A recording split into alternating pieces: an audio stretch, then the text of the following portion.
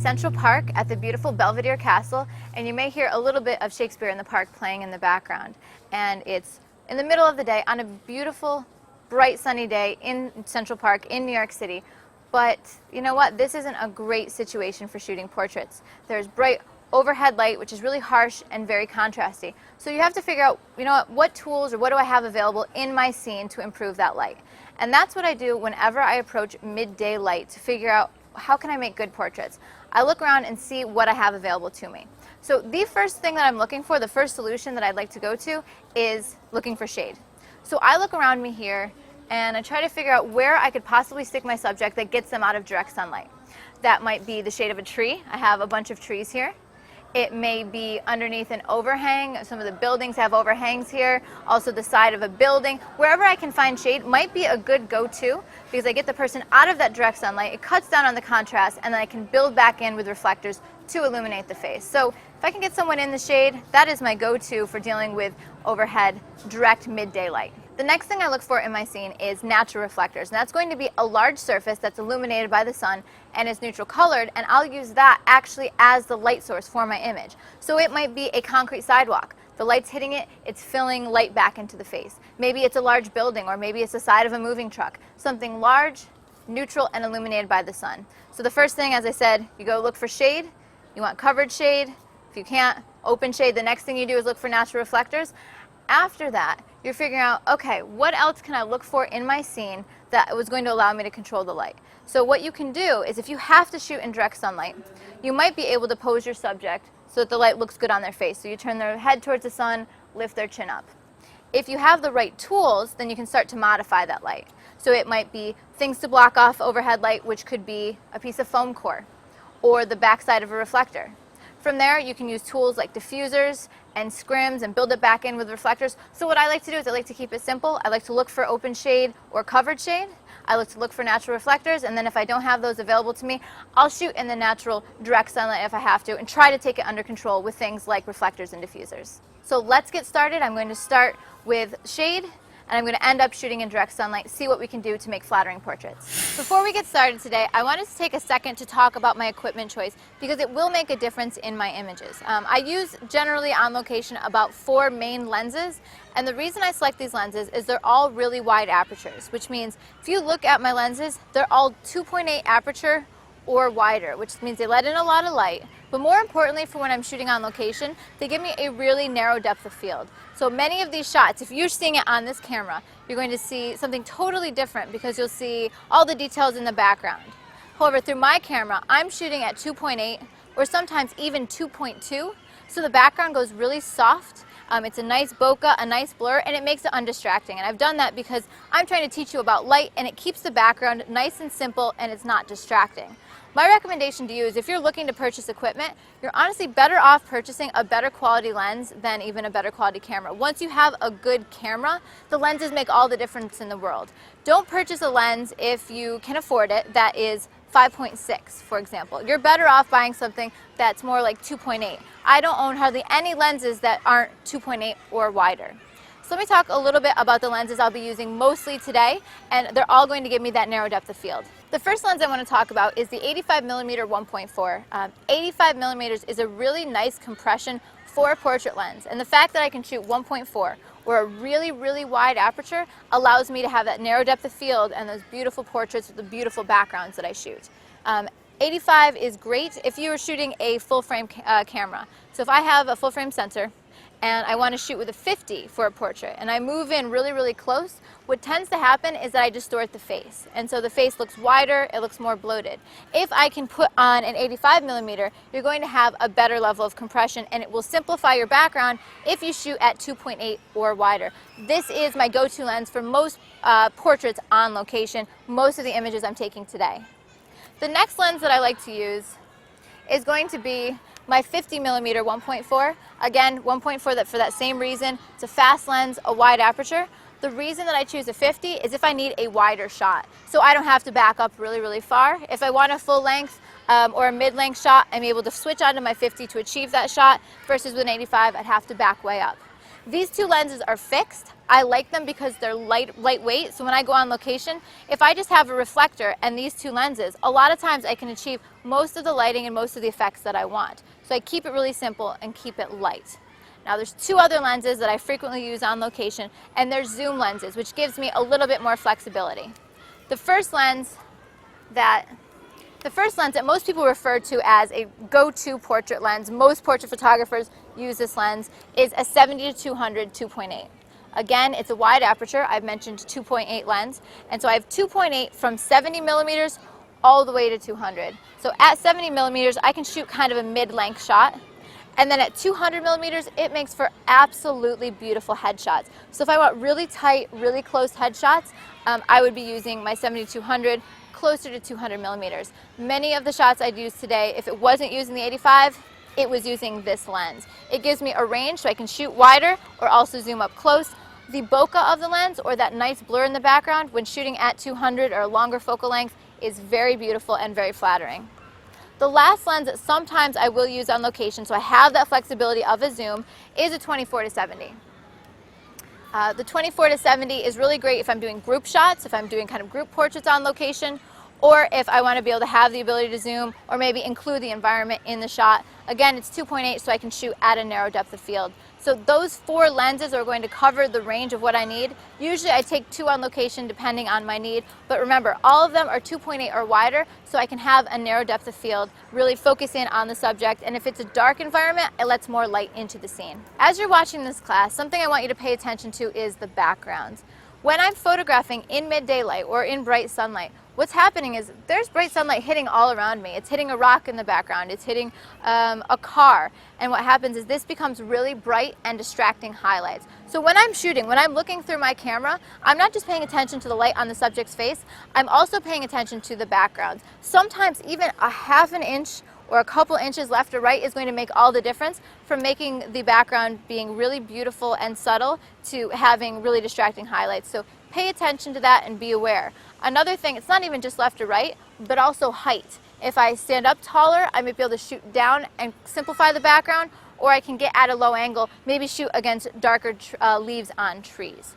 If you're photographing a subject, what I will often do is I will get down at a lower angle when I'm shooting a full length. If I get down at a lower angle and back up, so I back up 10-15 feet, get at a low angle and zoom in on my subject, it makes them look taller and more slender.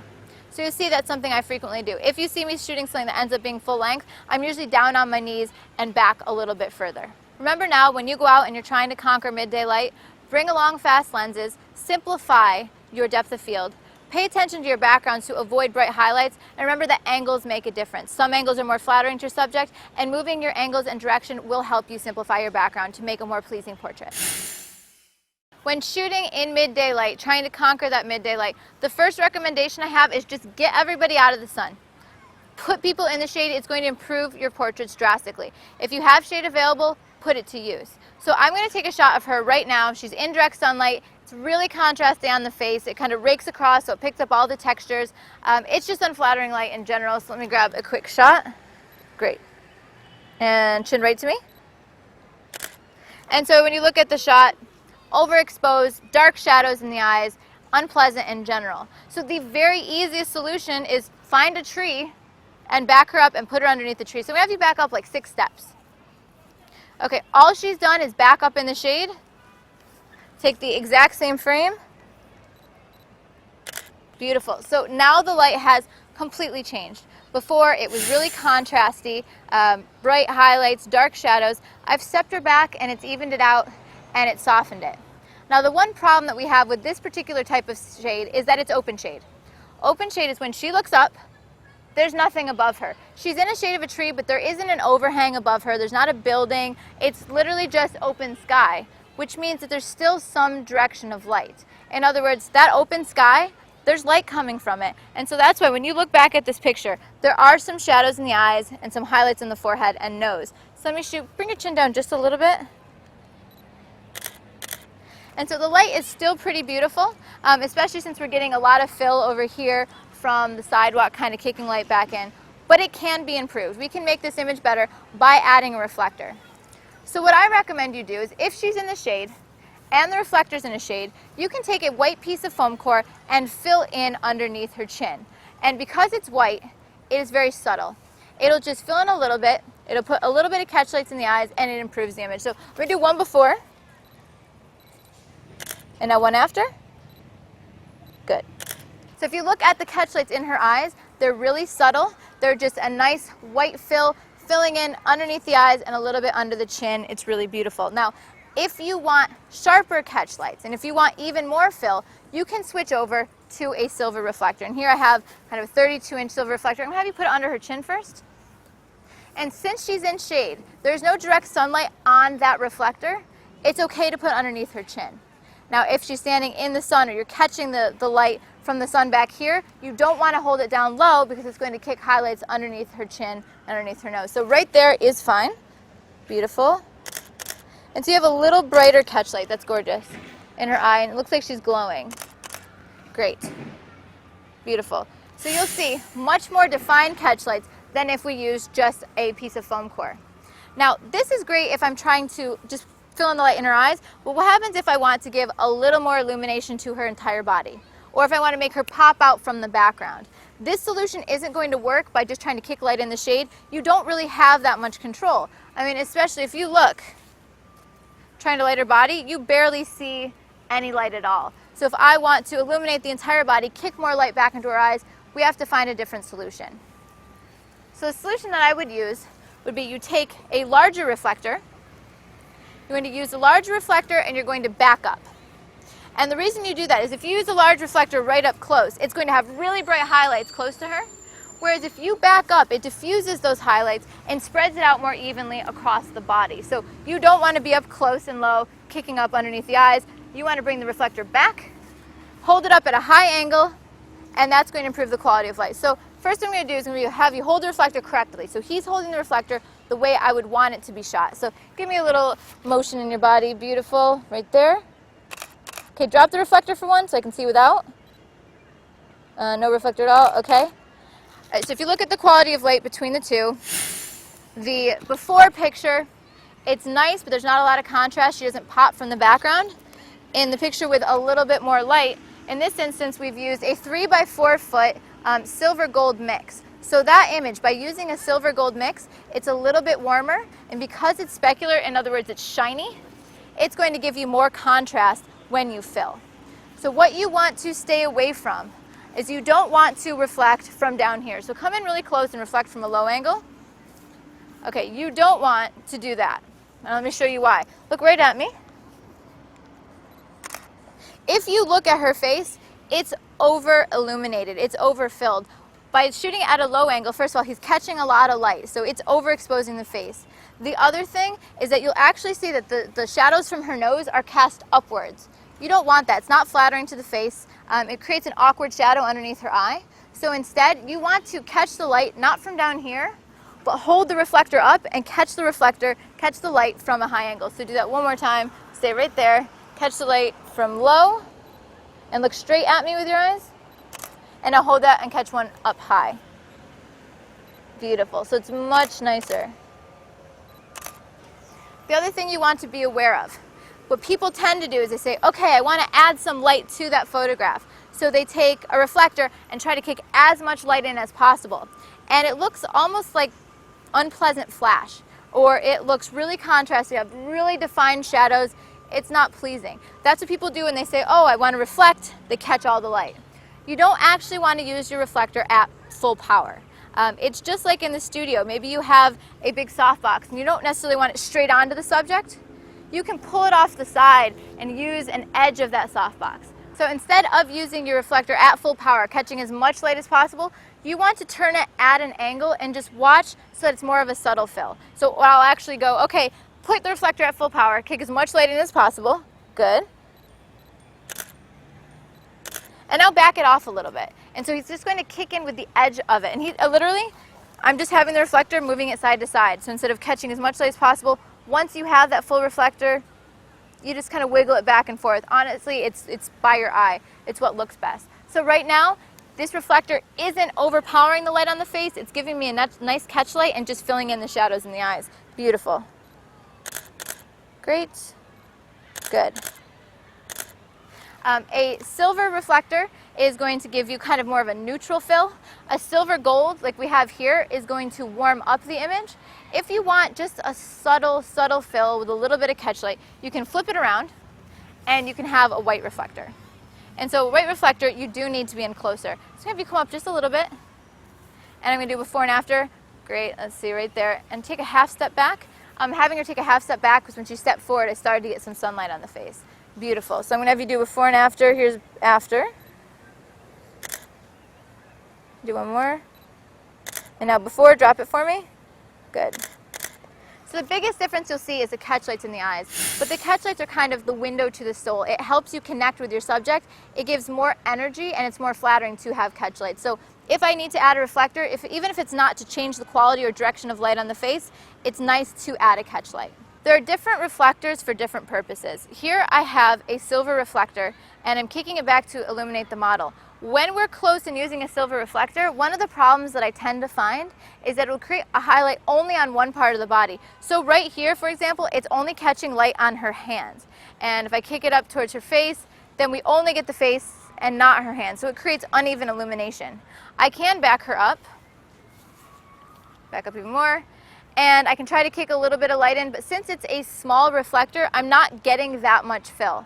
So my solution would be to kick over to a larger reflector. And so if I stand back and I have my reflector from a further distance, because it's larger and because it's a rectangle, instead of having a circle that'll only kick kind of a spotlight of light, maybe at her hands or her chest or her face, having a rectangle is going to give me more even illumination head to toe. So for me, if I'm photographing a single person where I just want the face, I might use foam core or a silver reflector, one of the silver round reflectors. If I'm trying to photograph a group or a large number of people or a full length shot, I'll switch over to a larger rectangular reflector.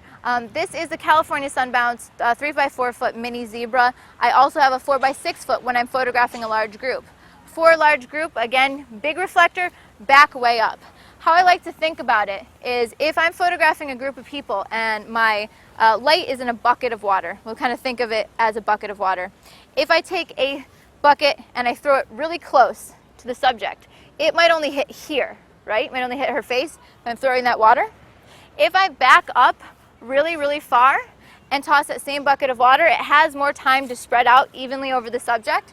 It's the same thing when photographing a group of people. If I have a reflector in nice and close, it might only hit one person, so I'm going to back it up. But if I have a small reflector, it might not be able to catch, basically a small bucket, it might not be enough light or enough water to cover everybody, so that's why I switch over to a larger reflector. Those are the two main reflectors that I use for lighting portraits.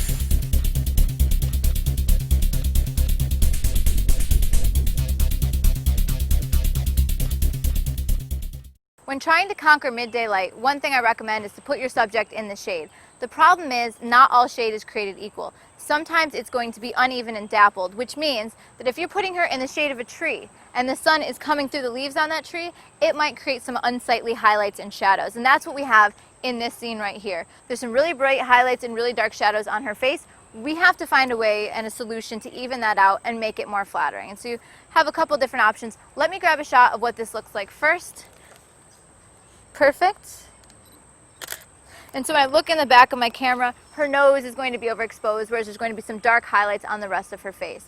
So one option I have is to add a diffuser to the scene, meaning I'm going to take a piece of diffusion material, which could be a scrim, or maybe if I have a reflector. Sometimes if you have a 3-in-1 or 5-in-1 reflector, it can actually become a diffuser.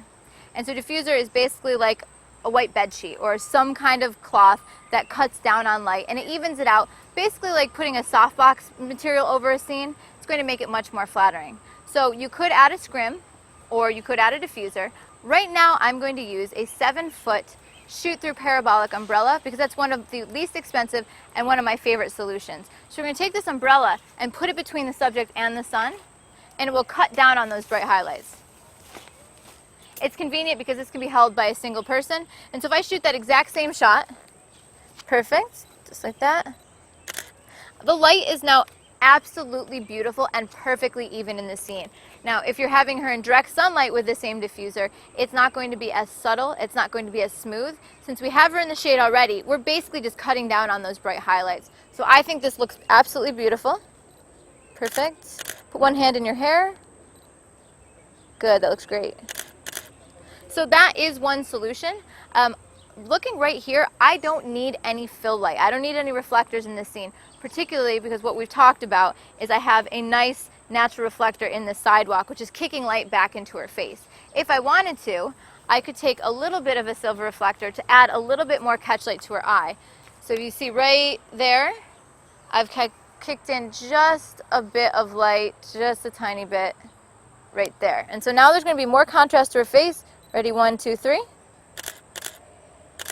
And so you'll see a bright catch light in her eye that wasn't in the previous shot where I just had the diffused light. So that is one solution for dealing with dappled light. Another solution, I'm going to have you close that umbrella. Another solution is just to block off that overhead light altogether so that those bright highlights coming through the trees, I can just take a piece of foam core, come this way, perfect, and I can just block off those bright highlights. Now what's really nice is that if you're in direct sunlight and you put that foam core over her head, if the background's in bright sunlight, she's going to be in shade and those highlights in the background will be overexposed and really unflattering. Here though, because we blocked off the highlights and we're just shooting back into shade, it's nice and dark and subtle and it'll be flattering. So if I shoot here, perfect. I'm just shooting her face right now. And then Tiffany, remove that. Great. It is a drastic difference. So it depends on the tools that you have available to you. My first go-to solution, because I like the quality of light, would be just to soften the highlights, which means adding a diffuser overhead. If I want a little more contrast, I'll take a reflector, pump some light back in. But if I don't have a diffuser with me, or if I don't have more than one person to control the scene, I might just use a piece of foam core or the bottom of a reflector to block off over her face. When shooting in harsh midday light, you'd like to take an opportunity to find shade. Get somebody out of direct sunlight, kind of cut that light out of their face, decrease the contrast. But there's different types of shade. Not all shade is created equal. The two main types of shades you want to be familiar with is open shade and covered shade. I generally prefer covered shade. It's going to create a better quality of light. So let's talk about the differences. Open shade is when you are in shade, but you look up and there's nothing above your head or above the subject's head. So that might mean that they're in the shade of a building. So the building is casting shadow and they're standing there, but the building isn't overhead. Or maybe it's a shade cast by the tree, but the tree isn't right above their head. It's just in the shade. That light, however, suffers from one major problem. It suffers from the problem of having this kind of open sky or open light, which is what puts highlights in the forehead and in the nose and shadows in the eyes. So it really isn't even light, and overhead light is one of the main ways that you kind of ruin a portrait image. So as you're looking over and over again at like lighting situation, you look at your subject, you're trying to figure out if it's good light. A lot of times overhead light is what ruins the photo. It's those shadows and the unflattering highlights. So right now, our model, step out just a little bit. She is in what's called open shade. So if she looks straight above her head, it's going to be just sky, but she's in the shade of this cabin. So I'm going to take a shot and show you that if you look, she's going to have a highlight on her nose and forehead and then shadows in her eyes. Not ideal. So look right here. Perfect. Good. Great. Okay, I'm going to cut down just a little bit. Chin up a little. Okay. So you'll see there's kind of highlights on her hair, highlights on her nose, a little bit of shade in her eye, particularly if you look on the eye on the left. In this image, there's shadow underneath her left eye.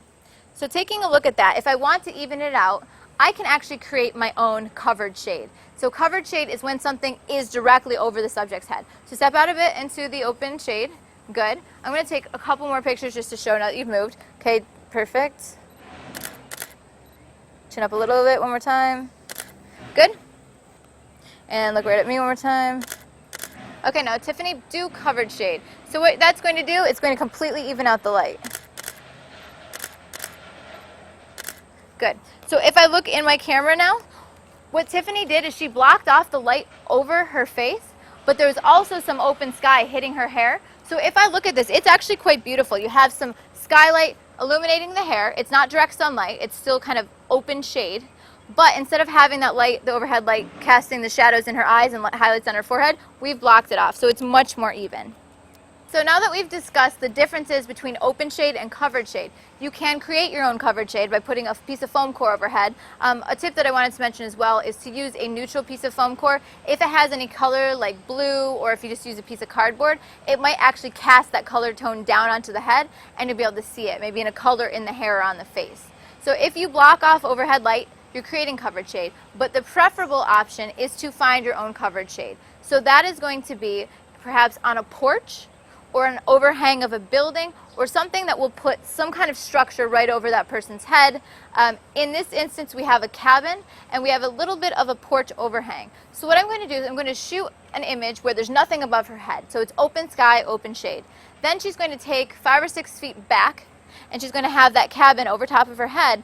And what that does is it blocks out that overhead light, and then everything is just frontal light. So it's really flattering and very, very even. So let's take a look at the differences.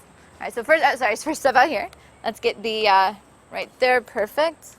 So this is going to give you, all right, and I'm going to have you do one hand in the hair. Good, just like that, and chin up tiny bit. Good, so this is open shade. Perfect, let me do one more of those. Chin up a little bit for me, a little bit more. Good. Let me do a vertical of that as well. Okay, now I want you to step back into the covered shade. She's stepping back underneath that overhang. Perfect. Now I want you to do the same poses, same hand next to your face, and do the exact same frame. Stay right there. Beautiful. If you take a look at these two images directly side by side, you see a drastic difference. Looking at the first, as I flip back through here, the first image, she has highlights above her lips, on her nose, and on her forehead. She's beautiful, so it still looks pretty. But there's also shadows in her eyes. It's not the most flattering light. Now that I've stepped her back a few feet and she's underneath that overhang, the light is completely frontal, very even, and just big glowing catch lights in the eyes. Now, I think that the light is beautiful on her face, but if you're in a situation where you want a little more contrast, you want to build in light, you can add a reflector. So in this instance, I'm going to have Tiffany actually kick a little bit more light onto her face. What that'll do is basically highlight her. It's not going to make a huge difference, but it is going to give a little more contrast, make her pop from the background a little bit. I'm going to have you hold that up really high, Tiffany. Good. And so she's going to cast the highlight down onto our subject. Good, and move into the side. Right. Perfect. And so you'll see the difference between these images. Now there's a lot more contrast on her face. And now instead of being just totally even and frontal, there'll be some shadows underneath the chin and the jawline, but that is flattering. It's actually going to carve out her facial features.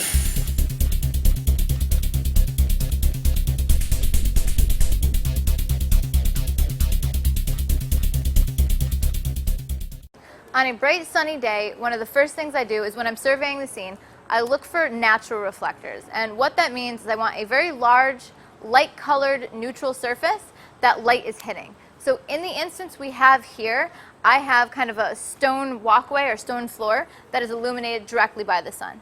And what that's going to do when the sun hits it is it creates a very large light source. And so let's say it's the side of a large white building. Now that white building is like a massive white reflector, or kind of like a big white softbox, and it's filling in all that light.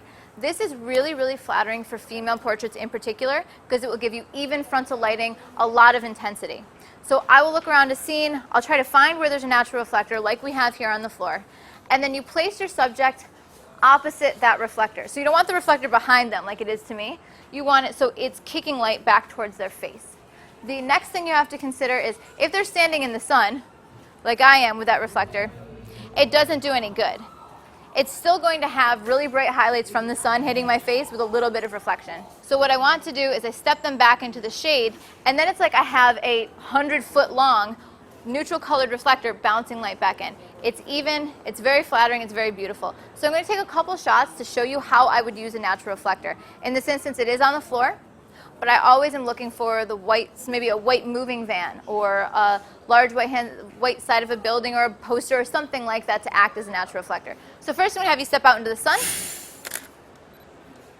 And chin down, look right at me, good.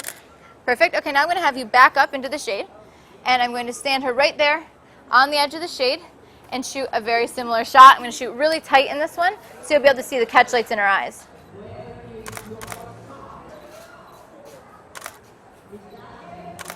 So if we zoom into the catch lights in this image, you will actually be able to see the reflection of that floor. Typically, let's say if you have a reflector reflecting from underneath or above, you'll see that bright highlight from the reflector. Well, now it is a massive floor, so she has really big, large, beautiful catch lights. I'm going to shoot a couple more of those. Good.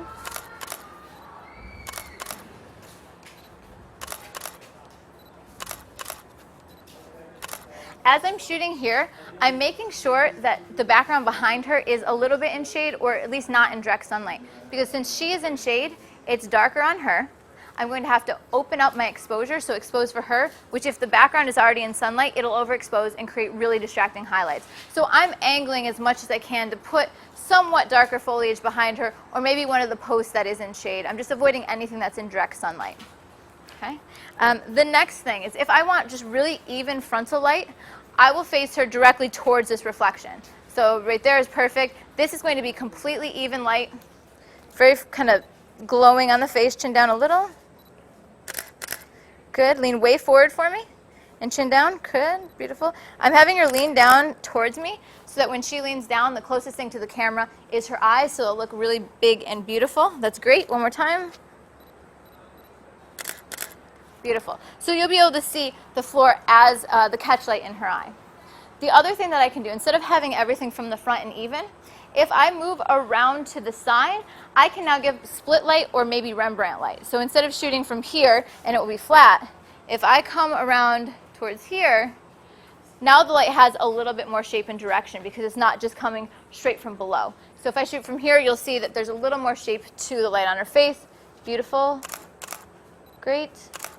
Right there, perfect. And now eyes at me. Great. And you'll see the same thing. The catch lights in her eyes are the light source. Now instead of being centered and below, will actually be off to the side. So I can use natural reflectors to give big, diffuse, glowing light sources, which is great for portraits of women in particular, but it's really convenient. Let's say you have a group of people and you have a reflector out there and you're trying to evenly illuminate the entire group. It's going to be difficult unless you have a very large reflector and stand really far back. In an instance like this, I have a couple 100 feet of reflection. So if I can put my subjects in the shade, use that natural reflector, it makes my job easier. So next time you're on location in a bright, sunny day, trying to conquer that midday light, look for shade and a large natural reflector to fill in the light on the face. How many of you would look at this scene and think, wow, that large rock in the middle of Central Park is a great source of light? Well, I do.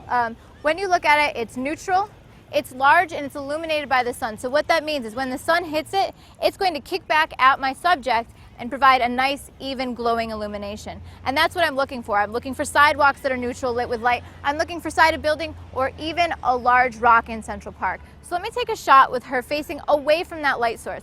She's in the direct midday sunlight. It's really harsh and unflattering. Good, chin down for me. Good, beautiful. So you see it's really blown out, really unflattering light. Let me take one more of those. Okay. What I'm going to do is I'm going to turn around on the other side. I'm going to face her towards that light source, that big, soft, even light source, that large reflector, and photograph her that way. The light is going to be even and glowing. So I'm going to run up there now. I've climbed up here on the rock. I've had her face towards me, so now that sun is at the back of her head. It's a nice glowing light on her hair, so it looks very angelic. It's very flattering. And now, previously, if there was no rock here, it would be kind of flat light. There wouldn't be any illumination unless I added my own reflector or found some sort of light source. But right now, this large neutral colored rock is kicking light back into her eyes. And so if you look at the catch lights in her eyes, they're going to be really, really large, even reflectors because it is the rock. So I'm going to take a couple shots of that. And chin down for me just a little. Beautiful. Now what's great is, particularly with this shot, I have it framed so there's a shadow behind her head. So her hair and the highlights on her hair glows even more. Versus if I move over a few steps to the left, I can actually put lit grass behind her and it's not as flattering. So what I prefer to do is to shoot so there's a dark background behind her, nice halo around her head, and expose for her face. So those highlights on her hair might overexpose just a bit, but the quality of light on her face is beautiful.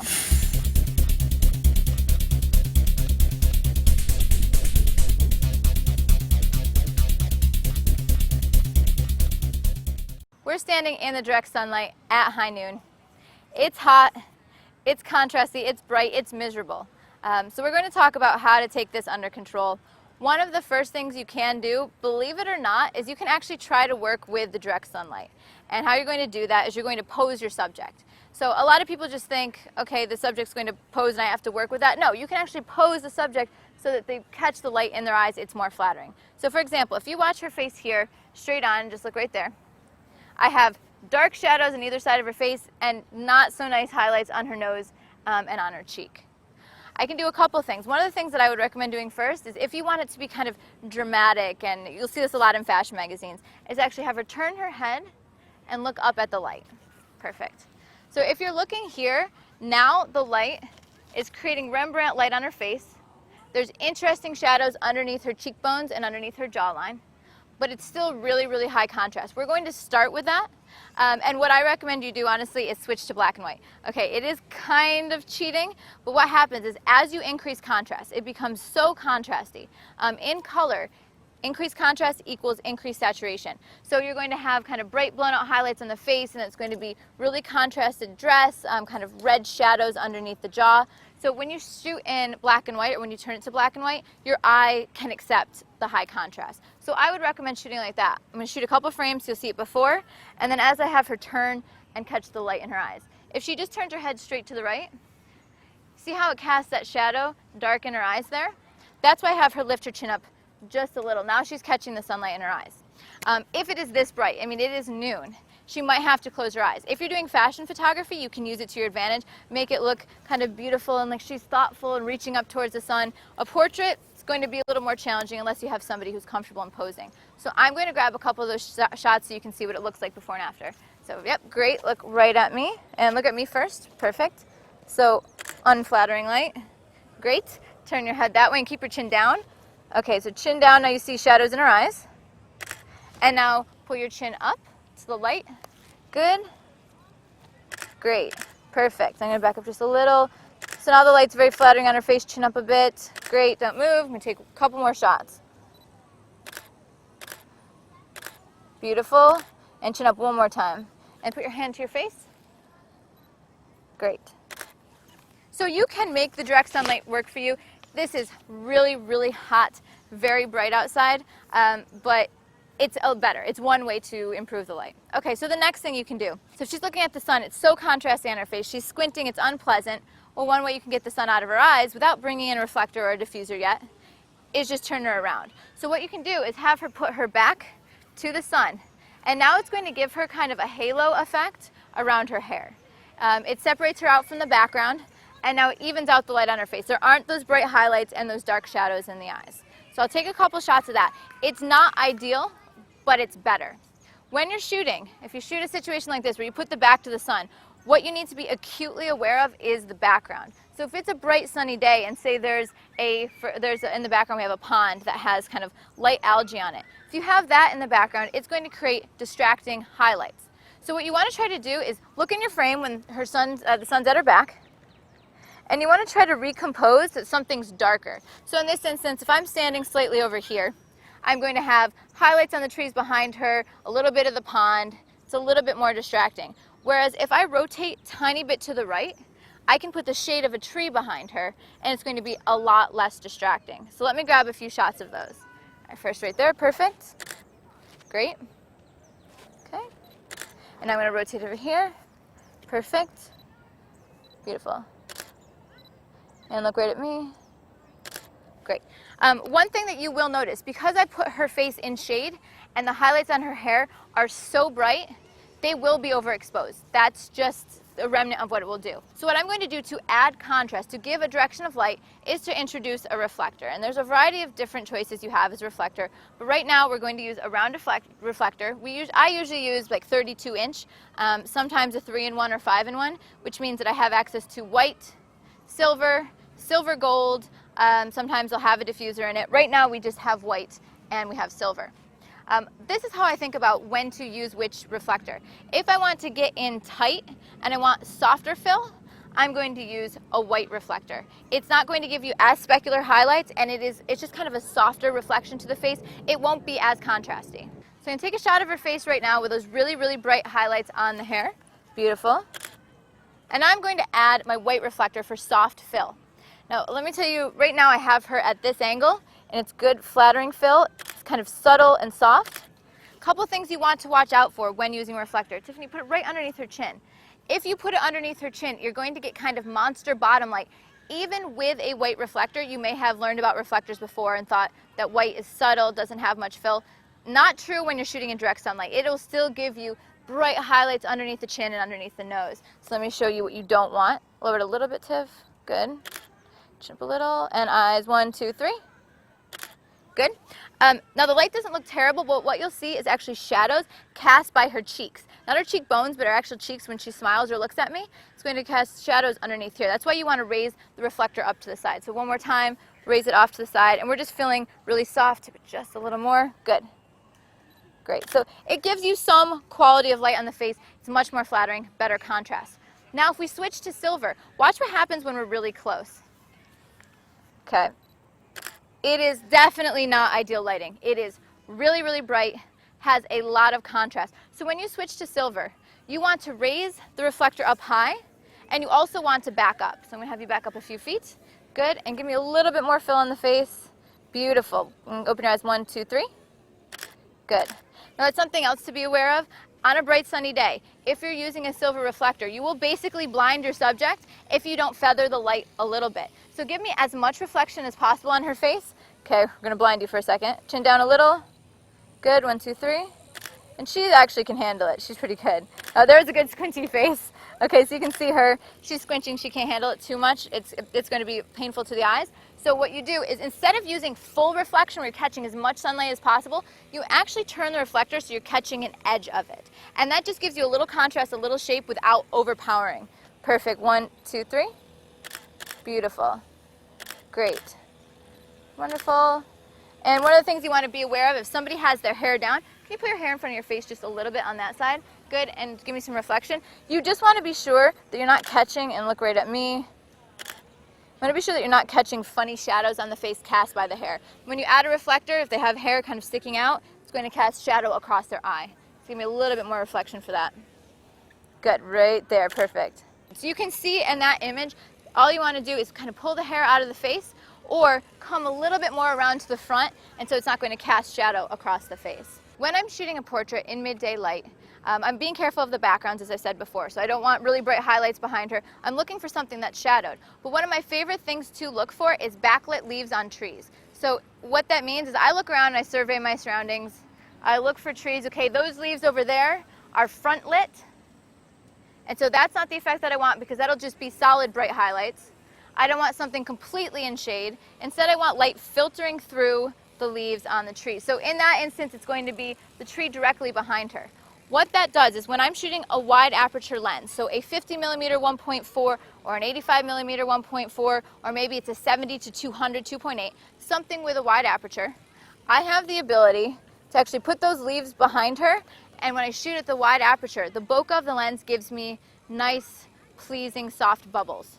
Something like that. I make up the term bubbles. It's basically the bokeh of your lens or the blur of your lens. So what I'm going to do, I'm going to move her closer to that tree, compose my images so I see the backlit leaves, shoot wide open, and you'll see that nice flattering background pattern. Same thing, I'll add in a reflector to increase the contrast on her face, and that would be what I would do in this situation. If I have to shoot in direct sunlight, I don't really have a lot of shade to work with, I'll try to put the sun at the back of her head, build in contrast and light by adding a reflector, and then look for a pleasing background, whether it's going to be in shade or backlit leaves on trees.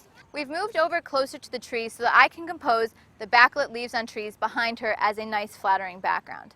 I am going to add a reflector to fill in contrast. What I like to do in this image, I really like her long, slender lines, so I'm going to get down low with my 85mm 1.4 and kind of shoot up at her, so I'll have the leaves in the background. By shooting at a low angle, it makes her look more tall and dominant and slender in the frame. It's okay to do with an 85. If I threw on a 24 to 70 and was shooting 24 up close, it would make her feet and her knees look really large. So using a slightly longer lens, backing up and shooting a low angle, is just going to make her look large and dominant in the frame, but still slender and very pleasing. Something else that you want to be aware of. I don't have a lens hood on right now. That is something that you would want to do shooting in midday light. If you add a lens hood to your lens, what it does, and you can actually see this, is as you put a lens hood on, it'll actually shade your lens. So it's going to make it so that no light is bouncing in the lens. The reason you want that is if light hits the lens, it bounces around, it refracts inside, it creates lens flare or a muddy image. Basically that light bouncing around decreases your contrast and it just degrades the image, it doesn't look good. So if you don't have a lens hood, there's a couple things you could do. You could have an assistant take a piece of foam core and block off overhead. There are little attachments that can go over your lens, or you can actually use your hand. You just want to make sure there's not actually light hitting directly into the lens or it degrades the quality of the photograph. So I'm going to step back, compose the backlit leaves on the trees behind her, add a little bit of silver fill from below, and it'll be a really flattering photo. All right, so raise that up. Beautiful. Okay, great. And I can block off light on my lens. You can see it right here. You can see that right there. I see, here's before and here's after. I've really improved the contrast of my image. Great, beautiful.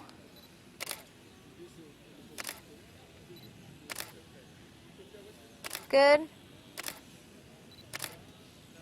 That's perfect, stay right there. Good, perfect. And do one more with your hand up again. And chin down a little more reflection. Great. Perfect. That looks great. So what we've talked about right now is that you can shoot in direct sunlight if you want. You can pose the subject so their eyes and their face catch the light and make it more flattering. I recommend shooting in black and white in that instance. The next thing you can do is turn them around, put the light at the back of their hair. Now that light looks a little flat, so you can add a reflector to build the contrast back in. It can be white, it can be silver, and then watch your background. So as you look around, avoid bright colored backgrounds. Instead, look for something that's shaded or backlit leaves on trees, and still add that contrast to improve the image.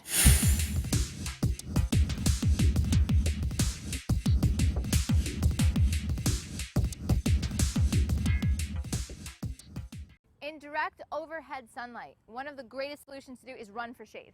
Get in the shade, try to get the light out of the model's eyes, decrease the contrast, and then build in reflection or additional light from there. That would be a great solution, but sometimes you have no shade whatsoever. Looking around here, we do have some trees, but the sun's really overhead. We have a big field, no shade at all. You can create your own shade, and you don't need to have a big diffuser, or you don't need any kind of special tools. What I recommend you try is actually just use a piece of foam core. So right now I'm going to control the light in this situation by creating my own shade, building back in with a little bit of reflection, and I don't need anything expensive. These pieces of foam core you can get at AC Moore, Michael's, Hobby Lobby, all those kind of craft shops, and they're just a couple dollars. So the first thing I'm going to do is take a shot so you can see the unflattering light on her face. Look right at me. Thank you. Perfect. Okay, great. So when you look at it, you see really bright highlights on her nose and her forehead, really dark shadows on the opposite side of her face. So I'm going to take a piece of foam core and just block off overhead. And so if you look, I completely eliminated that really, really intense contrast. Look back at me. Great. Beautiful. All right, so the picture has already improved drastically, got rid of the bright highlights. The problem that we're running into is twofold. First of all, by blocking off overhead light, the background goes really, really bright. Now, I personally don't mind it in this photo. It depends on what you like. But one thing you can do is, now don't do this yet, but you could add in reflection to try to even out the exposure a little bit. In other words, if that background's really bright, if you add more light to the foreground, the difference between the two is less noticeable. It's more pleasing to the eye. The next thing that you also have a problem with is if you really look closely at the light on her face, it's actually green. Why is the light on her face green? The only light we have here, it's not from the sun, it's from the green grass. So the problem you have, when you block off overhead light, the only source of light you have is reflected from the ground, and so it's going to give her really pretty unflattering green undertones underneath her eyes, underneath her nose, and her lips, and underneath her chin. So this is why you want to build back in with reflection. You're going to increase the contrast on her face. In other words, you make the light on her face look better, gives it some direction of light. The next thing that you're going to do is you're going to balance out the exposure with the background, and then you're also going to make it so you're not filling in the face with green light. So what I'm going to have you do is first put it right underneath her chin. And if you look, what you're looking for with this piece of foam core, on the top we have black, so it blocks off. On the bottom we have white, so it reflects back into the eye. What you're looking for the reflection is just when that white is illuminated, it's catching sunlight. If it's in shade or turned away, it's not going to catch too much. So you want to do that. Now, if I have it right underneath her chin, you'll see that it creates bottom light. That light is kicking back on the white right underneath, and so you'll see unflattering shadows and highlights. In other words, if I take this shot, okay, 1, 2, 3. If you take the shot, the shadows are actually on the top of her nose because the light's from the bottom. There's actually a shadow above her lip and above her cheekbones. So instead of really just sandwiching it right in the middle, you're going to pull off this white a little bit further back, so you're catching light at an angle instead of right underneath. It could be further off to the side. If you had another assistant, you could hold up from an angle over here, and so you're kicking the light down. But if you just have one person, you can have the single assistant kicking the light back in, one reflector in each hand. And again, these aren't specialized reflectors, they're just pieces of foam core. So I'm going to have you do one underneath your chin one more time. Okay, ready, 1, 2, 3. And now change the angle. Good, and feel soft. And I'm just going to have you step a little bit to the side for me. Good. 1, 2, 3. And chin down. Good. And then angle the reflector just a little more. Beautiful. So that looks really beautiful because I've increased the light on her face, the contrast. I blocked off overhead light, and it's really soft and flattering because I've used a white fill instead of a silver because I have to be up close in this instance.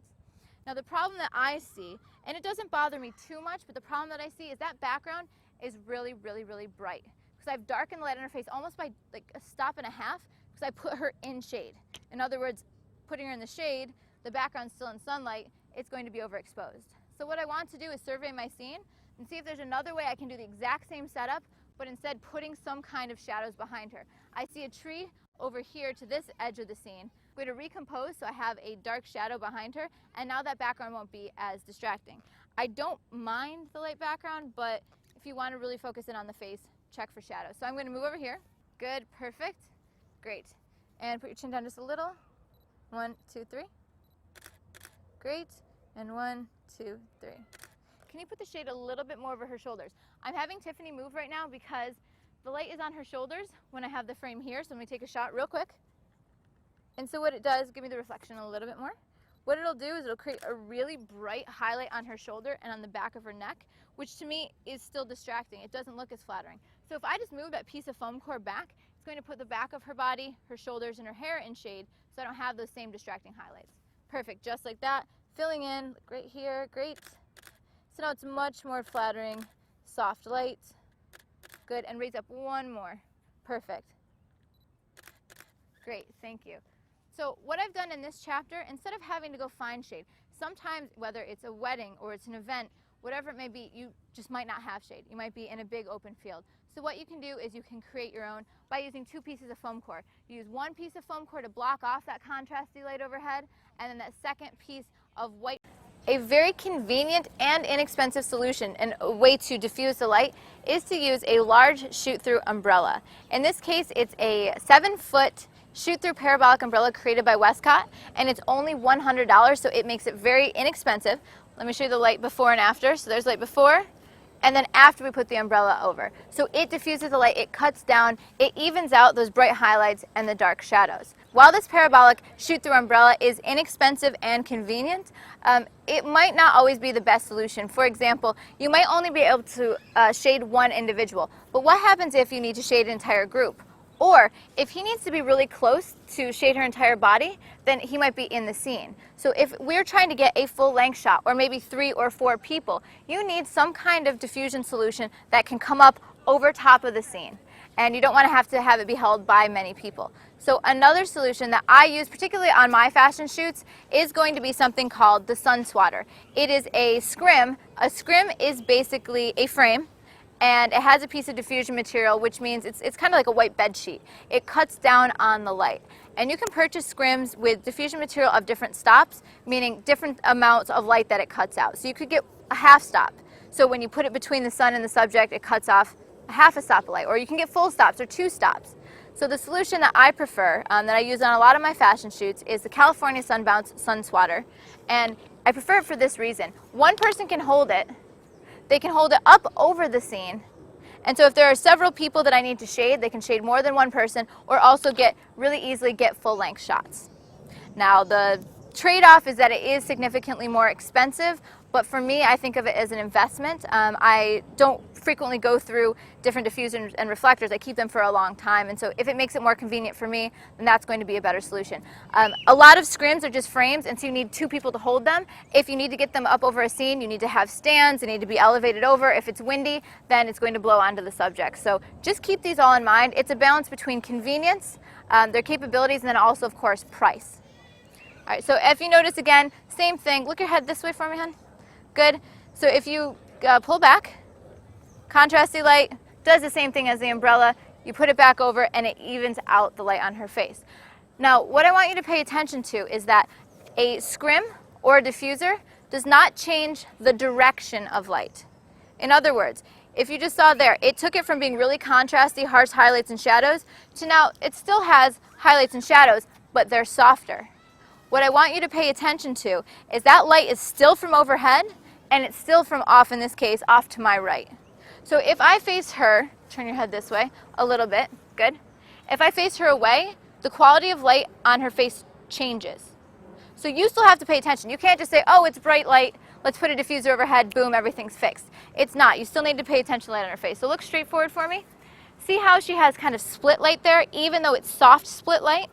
It's going to have a highlight on her nose and on this side of the cheek, but on her on the right-hand side of the face, it's still in shadow. So pay attention to these things. It's not just diffuse the light and everything's solved. You have to pose the subject, and then this is why you might also consider adding reflectors. The light is okay on her face, but if I turn her, just turn a little bit this way, I'm turning her face towards the sun, so now it's directional. It's giving me this nice, almost really subtle Rembrandt light on her face. You see that triangle there? The highlights over here, subtle triangle, and it also has shade underneath her jawline, so it's sculpting her face. We've softened the light with the diffuser. I've turned her so that the light is catching on her face. You have that kind of nice sculpted Rembrandt look. But the problem is that sun is still right overhead. It's still almost high noon. So as it catches down, it will create shadows in her eyes. The light is catching on kind of on her eyebrows or in her eye sockets, and it creates shadows. If you want to improve the quality of light on her face, you need to add a reflector. So what I'm going to do is I'm going to take a few shots so you guys can see the before and afters here. So I'm going to have you pull that away. Great, and look right here at me. Good. Would you diffuse the light for me? Perfect. Diffused. Great. And look here. Now I'm going to take a shot. Just look straight on to me. So I just want to show the split light on the face. Great. Okay, let's come back over here. And I'm going to have you add a little bit of reflection. So what the reflection is going to do is add the catch lights back into the eyes, improve the contrast. Overall, it just gives a better image. And 1, 2, 3. Beautiful. Another thing to be aware of. I said already, you throw a diffuser on, it doesn't just completely change the direction of light, it just makes it softer. Another thing to be aware of is that distance of the diffuser makes a difference. So if I pull that diffuser really, really close, bring it really close to her head, perfect, and look back over at me, and I'm going to have you no reflection, perfect, right there. What you'll see is that the light is much more intense. It is much brighter on her face, and the highlights will be brighter, the shadows will be darker, and it will have more contrast. So that in that instance is when those shadows in the eyes becomes more intense, it's more apparent. That's a good instance for adding a reflector. Now watch what happens when you back it way up. When you back that diffuser way up, the light becomes much softer, the highlights aren't as bright, the shadows aren't as dark, but the image and the light on her face is also less intense. So it's going to be kind of darker, it's going to have less shape to it. Great, and turn your head that way, and eyes up. Beautiful, and head towards the light a little more, good, and eyes up. So I have improved the quality of light on her face by adding a diffuser. If you pull it back further, the light is not as intense, it is more diffused, and there's less contrast on the face. If I bring it down close, it's going to have more contrast, much more intensity, so you can see the difference there.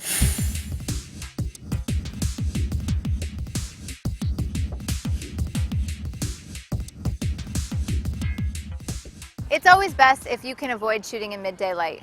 It's really contrasty, it's harsh, and it's unflattering. But guess what? I understand that you don't always have control. Sometimes it is going to be the event that's taking place in the middle of the day, or it's going to be the portrait that they only want to shoot at noon, or maybe you're at a location where you don't have any shade, you don't have much to work with. And so what your job as a photographer is to do is to take control of that midday light. And so in this class, I've given you a bunch of tips and techniques, what I use when I'm trying to control the light. So you might look at a scene, you survey the scene, figure out what's there. Can you shoot in shade? Can you shoot in covered shade so you can block off that overhead light? Do you want to use a reflector to build in the light, give more contrast to the face? Maybe what you can do is look for natural reflectors. Survey the scene, maybe there's a sidewalk or a building that will act as a large light source. Or maybe you're stuck shooting in direct sunlight, so what kind of tools can you use? Can you use that sunlight to shape the face? Can you put it at the back of the head? Can you maybe add a reflector? Maybe you'll use a diffuser. Figure out what tools you need to conquer the midday light. So I hope after seeing this class, you feel confident that no matter when you have to shoot a portrait, even if it is at high noon in direct sunlight, you know how to take control of that light to create beautiful reflector, white foam core, to build back in contrast, even out the exposure, and also avoid the green fill from the grass below.